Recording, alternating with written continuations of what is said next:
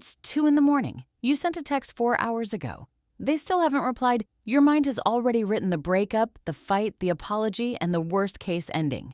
You haven't moved from the bed. Nothing has actually happened, but your brain is treating it like a 5-alarm fire. You call this overthinking. You blame yourself for it, but the real answer is far stranger than a personality flaw.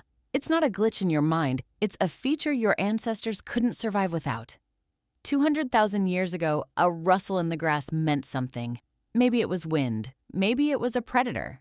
The humans who paused, who replayed the sound, who imagined every possible threat hiding behind it, were the ones who lived long enough to have children. Overthinking isn't new. It's ancient. It's a survival algorithm running on hardware built for the savannah, now stuck processing a text message instead of a tiger. Psychologists call this negativity bias. Your brain weighs bad possibilities more heavily than good ones because the cost of missing a real threat was once death, while the cost of a false alarm was just wasted energy. Roy Baumeister, a social psychologist who spent decades studying this, found that bad experiences consistently affect people more powerfully than good ones, even when the stakes are equal. Your brain isn't broken. It's running a calculation from 40,000 generations ago and applying it to your inbox. Here's where it gets stranger. Overthinking doesn't feel like fear. It feels like control. Each loop, each rehearsal of the conversation gives you a small hit of certainty. Susan Nolan Huxema, a psychologist who pioneered research on what she called rumination, found that people who ruminate believe they're solving the problem, even as the rumination makes them more anxious and less able to act. The loop feels productive. It rarely is. So why does this hit harder than regular worry? Ambiguity is the trigger. Not danger itself, but uncertainty about danger.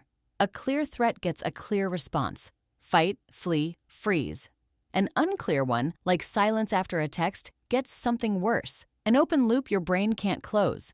Neuroscientist Daniela Schiller's research on uncertainty has shown that ambiguous threats activate the brain's alarm systems longer than clear ones because the brain keeps searching for a resolution that never arrives. Your ancestors needed this. A predator they couldn't see was more dangerous than one standing in plain sight. Today, the ambiguity is a delayed reply. The loop runs the same way. It just has nowhere useful to go. Think about the last time you overthought something small. A comment at a party, a typo in a message to your boss. Your brain didn't treat it like a minor mistake. It treated it like exile. And that reaction makes sense once you remember what exile meant for most of human history. For nearly all of it, humans lived in small bands of 50 to 150 people. Being cast out meant losing food, protection, safety. It often meant death. The brain that evolved in that world treats social rejection as an existential threat, because for most of human history, it was one. Naomi Eisenberger, a social neuroscientist, found that the same brain regions activated during physical pain also activate during social rejection. Heartbreak isn't just a metaphor. Your brain processes it with circuitry that overlaps with a broken bone. Here's the twist.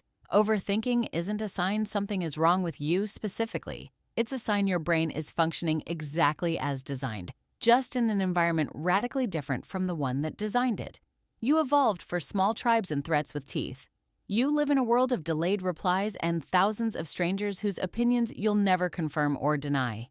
The mismatch is the problem, not you. That mismatch shows up everywhere once you look for it. A notification creates artificial uncertainty on a schedule. A read receipt with no reply creates an open loop with no resolution. Your brain doesn't know the difference between a tribe of 150 and a feed of 150,000. It treats every silence as data for a survival calculation it was never built to run at this speed. So tonight, when you check your phone for the 4th time in 10 minutes, waiting for a reply that hasn't come, remember what's actually happening underneath it. It's 2 in the morning. A message sits unanswered. And somewhere behind your eyes, an ancient sentinel is scanning the dark for a tiger that was never there.